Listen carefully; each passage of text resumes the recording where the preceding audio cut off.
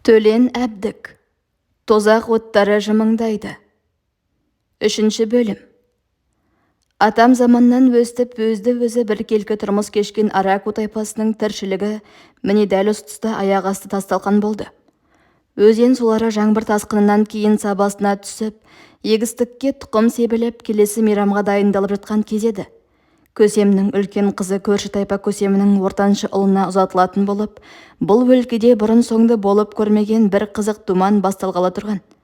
Айтылысуға 2 күн қалғанда таңғы елең алаңда ұйқыдағы қалың лашық найзағай шатырындай бір үннен шошып оянысты. Кияку қара көлеңкеде лашықтан жүгіре шыққан әкесін байқап қалды. Біртүрлі күннің шатырына ұқсаңқырамайтын үннің үсті-үстіне жиілеп бара жатқанын, әлдегімнің атын атап қатты шыңғырған әйел даусын естігенде барып, мылтық тарсылын ажыратты. Әлі санаға жетіп болмаған үреймен таңырқау қабат билеп, сыртқа қарай атып шыққанын да сезген жоқ. Ол тіпті пальма, банан ағаштарының ар жағынан дүркін-дүркін бұрқылдаған от жалын түтінге де, қабылан аулау биін билегісі келгендей бір қолын көкке көтеріп шалқая құлап бара жатқан еңгезердей жауынгерге де бейжай қарап тұрып қалғанды. Кенет әлдегімнің «Қашыңдар, атып жатыр!» деген ашшайқайынан есін жиып қорыққаннан қалдырап қоя берді. Ол енді адамдардың неге құлап жатқанын, кәрі қабан атанған көрші шалдың омырауын неге қан жуып кеткенін біршама түсінгендей болды. У-шудың арасынан «Өзенге қашыңдар, өзенге!» деген айғай естіледі. 2 лашықтың ортасында сілейіп тұрып қалған Кияку қолынан жұлқып сүйрей жөнелген адамға қарап үлгермесе де, шешесі екенін бірден таныған. Артына тағы бір қарағанда, айруа көсемнің сап-сау адамдай жерге тізерлеп шөккенін, сонан кейін тым ыңғайсыз дәл бетімен гүрс етіп құлағанын көрді. «Өзенге! Өзенге!» деп тынбай айғайлайды әлдекім. Шешесі орманға кіргеннен кейін де ұзақ жүгірді. Мылтық даусы саябырлаған кезде барып, Киякуды бауырына басқан күйі қалың шырмауықтың арасына құлай кетті. Қолындағы ортасынан сынған шолақ найзасын оңтайлап, айналасына ашынған аңның жүзіндей жабайы қызғанышпен жауға қарайды. Кияку алғашқыда шешесі екеуінен басқа ешкімде аман қалмаған шығар деп ойлаған. Бірақ олай болмады. Біраздан кейін тым-тырақай босып кеткен халық бір-бірлеп бас құрап, қару асынған еркектер бір өңкейленіп шоғырлана бастады. Кияку бұтақ жырып кеткен тізесіне жапырақ жапсырды. «Көсем оққа ұшты», деді әкесі жандарына келіп. «Денесін алып шығуға Сары жалғыз кетті». Кияку шешесінің жүзіне қараған жоқ, бірақ қолының терлеп қоя бергенінен жағдайының жақсы емес екенін сезіп тұр. Әлден уақытта мылтық даусы гүрс ете қалды. Бүкіл Аракулер «Ах!» дегендей болды. Кияку шешесінің сыбырлап сыйынған дыбысын естіді. Әкесін де көрді. Әкесі найзасын жерге шаншып, қолын артына ұстап сабыр сақтап тұр екен. Түрінен қорқыныш емес, мақтаныш тәрізді бірдеңе байқалады. Кияку әменде әкесінің осы бір таймайтын сабырлы пішінін көргенде өзінің қорқақтығына ұялып, қорықпауға да болады екен ғой деп ойлап, және осынысымен қауіп-қатерден құтылып кететін бір амал тауып тұрғандай қуанып қалатын. Мылтық даусы тағы да гүрс етті. Кияку көзін жұмды. Көзін жұмып мылтық даусын естіп тұра берді. Гүрс ете қалғанда тірі деп ойлады. Атып жатқаны, тірі келе жатқаны. Тірі, сосын атып жатыр.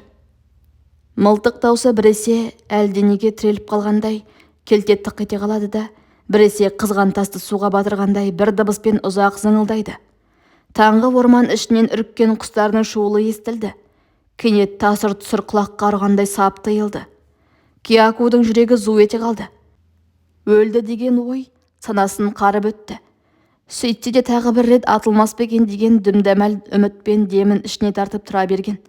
Жұрттың әлденеге гуілдеп кеткенін естіп, көзін ашып қалғанда қарсы алдында 2 тізесіне сүйеніп, тері бұршақтап ентігіп тұрған Сарыды көрді. Көсем денесін жерге жатқызыпты. Жанында әкесі тұр. Сары әкелгені, басқа келгені белгісіз. Дәрі салған дорбаларын, зікір салғанда киетін қауырсын киімдерін, барабан, сылдырмақтарын қолтығына қысып алыпты. Киякудың әкесі дереу көсемді емдеуге кірісті. Көсемнің оң жақ қабырғасының астынан саулаған қан әрең тоқтады. Бақсы дәрі-дәрмектерін жаққаннан кейін сыртынан орап таңып тастады. Бірақ көсем көзін ашқан жоқ. Өліктей сазарып сүлік жатыр.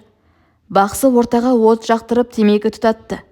Жаралы көсемнің алдына тізерлей отырып, ағаштың бұтағын аузына тигізіп будақтатып түтін шығарды. Содан кейін екі қолын айқастырып, күңіренген дауыспен әндетіп дұға бастады. Көмекші бақсылар дұғаның соңғы тармағына қосылғанда, Киякудың әкесі Асқабақ қабығынан жасалған зікір кеуегін қаңғырлатып, көсемді айналып билей жөнелді.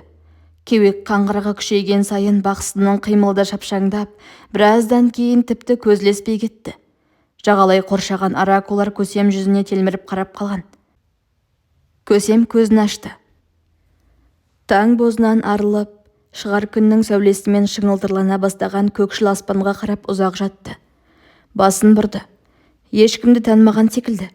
Тұрғысы келіп ұмтыла түсті де, бетін тыржитып қайтадан көкшіл аспанға қараған күйе жатып қалды. «Өртеп жатыр!»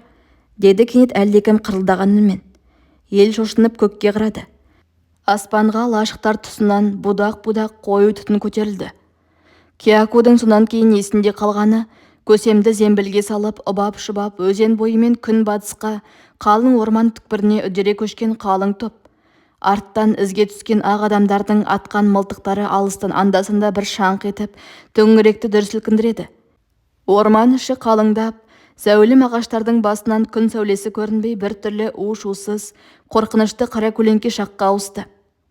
Кәрі табиғат, ау адамдар, менің еркімнен бөлініп, өз беттеріңше ой ойлап, заң шығарып, тіршілік құрып кеткенде бір-біріңе көрсеткендерің осы ма? Ендеше өзіме қайта кел, еркіңді өзіме бер, дегендей тылысым құшағына қымтай түсті. Дүниеде зұлымдық үшін жаратылған қасақана мақұлықтар бар. Олардың зұлымдықтарына ешкім бұл не үшін деп сұрақ қоя алмайды. Олар өз міндетін атқарушылар секілді. Жылан шағуға, пираньялар талап жеуге, масалар ауру таратуға міндетті. Кияку ақ адамдардың шабуылында осындай себебін анықтауды қажет етпейтін оқиғалардың бірі деп санады. Оның тек бар анықтағаны, бүкіл елге түскен мынау қатерлі жайт, зембілде жатқан ұлы көсем Айруаның да, әруақты бақсылардың да, жүрек жұтқан жас батыр Канатоның да шамасынан тыс. Бел тірейтін сүйеніш жоқ, үміт жоқ, тұңғиық бір түпсіз үрей. Шалдар да, әйелдер де үн-түнсіз жылап келеді. Көсем әлсін-әлсін тала берді. Қалың жұрт қайда кетіп барады, қай жерге барып тоқтайды, ешкім білмейді. Сонау ойын-сауық, той, бейбіт күндер, туып өскен мекен жұрт осыншалық ғапыл, ғайыптан ғайып көзден бір-бір ұшты.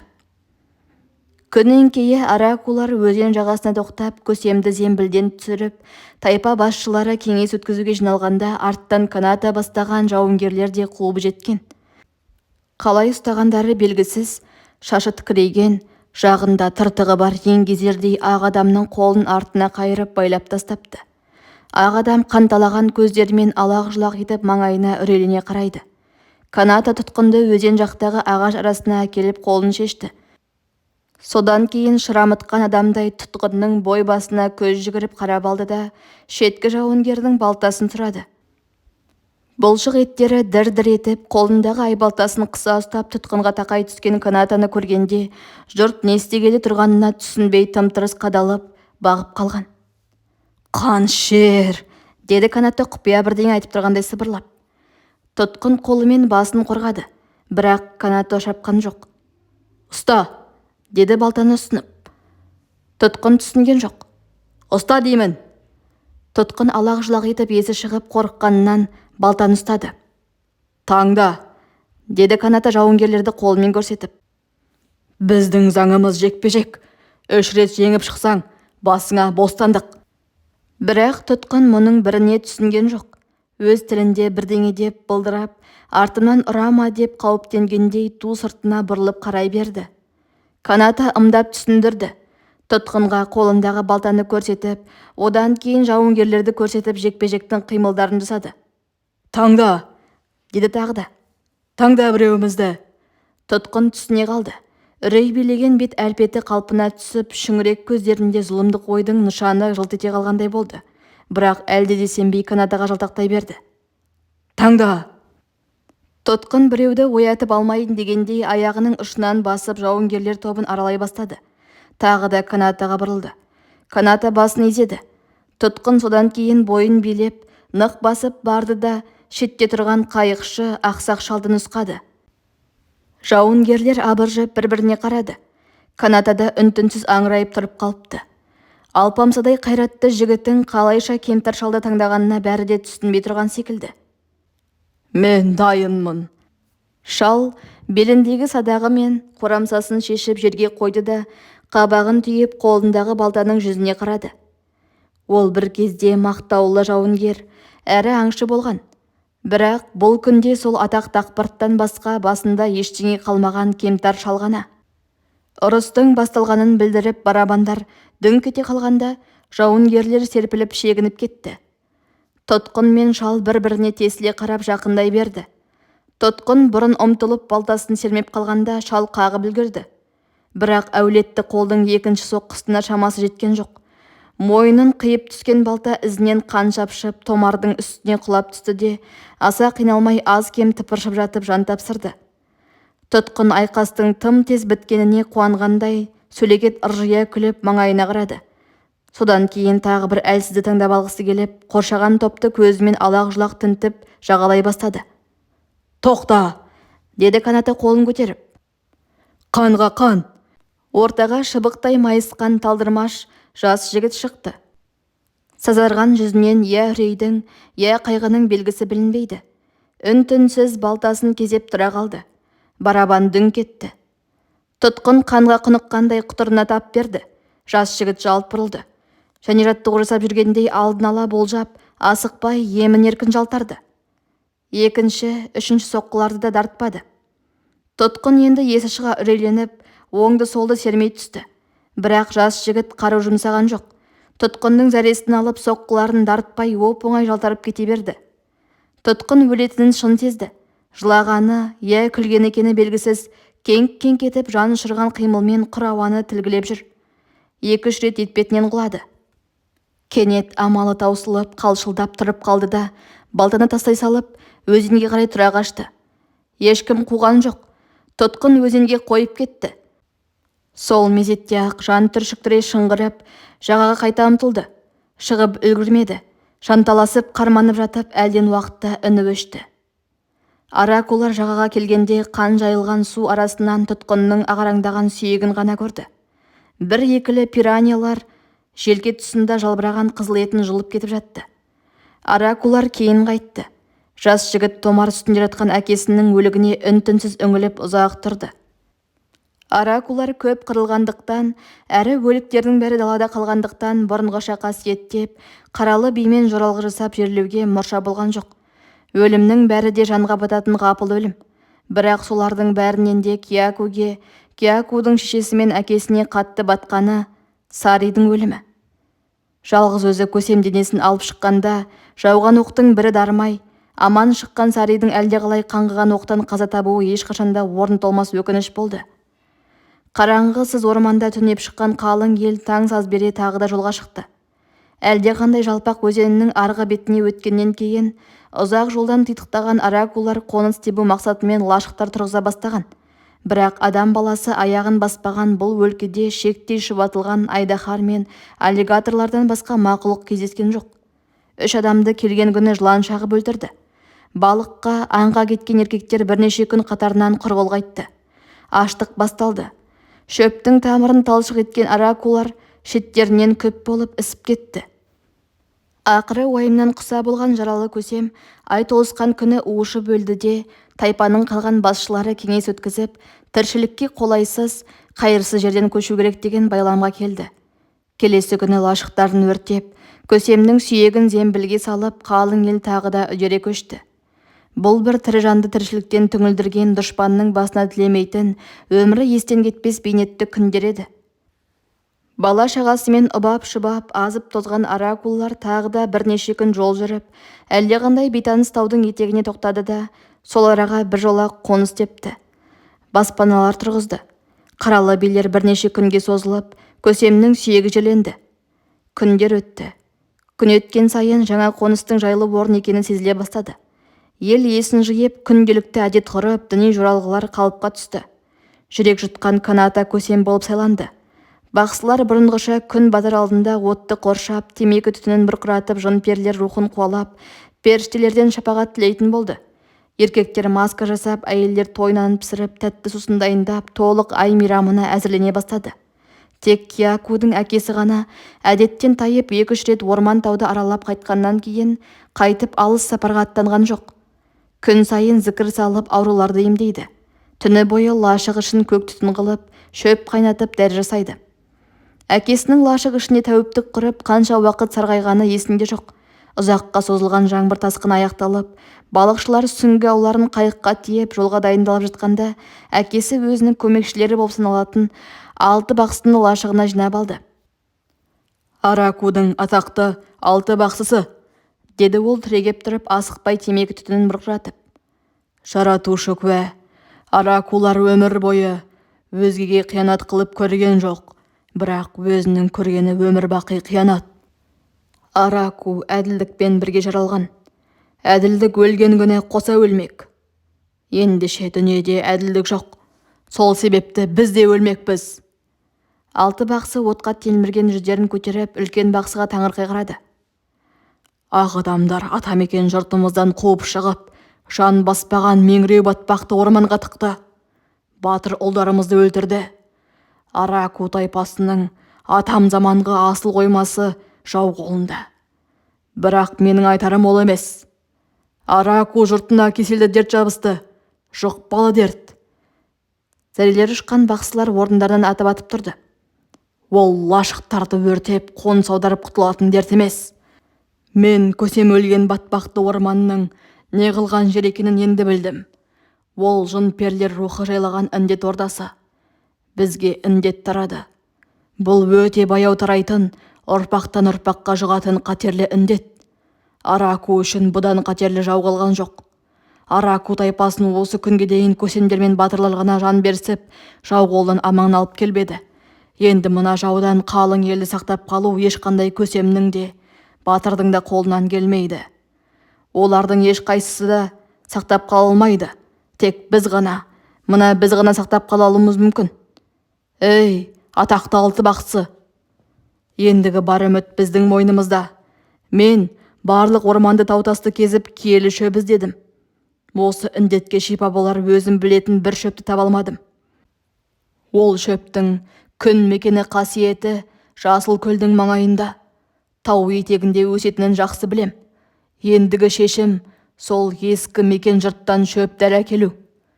Жаратушыдан жақсылық болып тірі оралсақ, Араку елінің бағашылар, өзімнің кішкене ұлымды ала барам. Дәрі жасауды осыған үйретем. Киелі құпия балаға ғана қалатын мұра. Әйтпесе дуа қашады. Араку үшін жан пида. Жан пида, деді бақсылар бір ауыздан. Әкесі Киякуды қасына шақырып отқа қаратып отырғызды. Бар үмітім, осы ұлым. Мендегі барлық қасиет, кие осыған қылмақ. Бүгіннен бастап менің жалғыз ұлым Киякуды Аракудың 8-ші бақсысы деп біліңдер. Бақсылар отты қоршап тізерлеп отырды.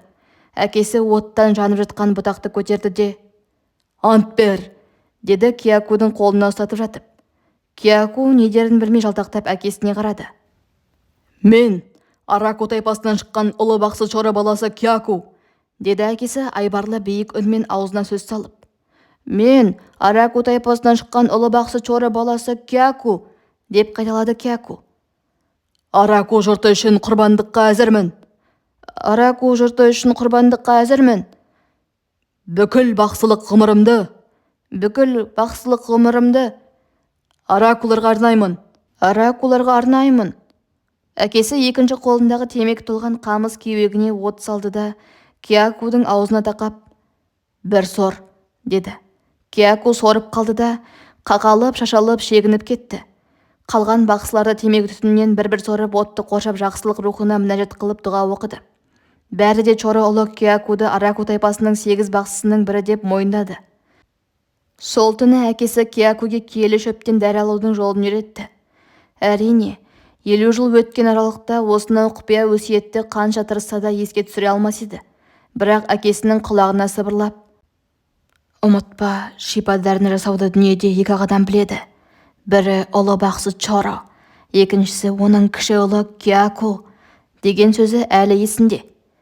Таң ата 8 бақсы мойындарына дорбаларын байлап, қару-жарақтарын асынып, әруақтардан медет сұрап жолға аттанды.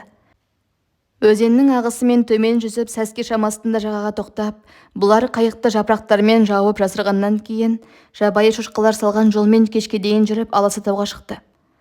Күн әуеле бұлттарды қызыл-ала нұрға бояп батып барады. Алыстан мұнартқан көкшіл тұман бірте-бірте ымырт құшағына сіңіп күңгірт тартты. Кенет аяқ астынан нөсер төпеп құйып кетті де, жолаушылар тау іргесіндегі үңгірге тығылды. «Өткінші жаңбыр», деді бақсылардың бірі. «Жел айдап барады». Бірақ жаңбыр басылған жоқ. Тынымсыз шақырған бақалардың шырылымен, аллигаторлардың күркіреген қорқынышты үндерін, алыстан талып жеткен құлама судың сарылын естіп, түні бойы отыруға тура келді. Елең алаңда тұрған бақсылар жалғыз аяқ жолмен күн шыға өзен жиегіне жетті. Одан кейін әлдекім тығып кеткен қайыққа отырып, құлама суға дейін жүзді. Келесі күні тасқа өрмелеп, таудың арғы бетіне өтіп, өзен жағасына түнеді. Таң ата қалың орман ішіндегі әлдеқашан аң жүрмеген ескі сүрлеуге түсіп, еш жерге аялдамастан түс ауғанда Араку тайпасы жайлаған өлкенің шекарасына кірді.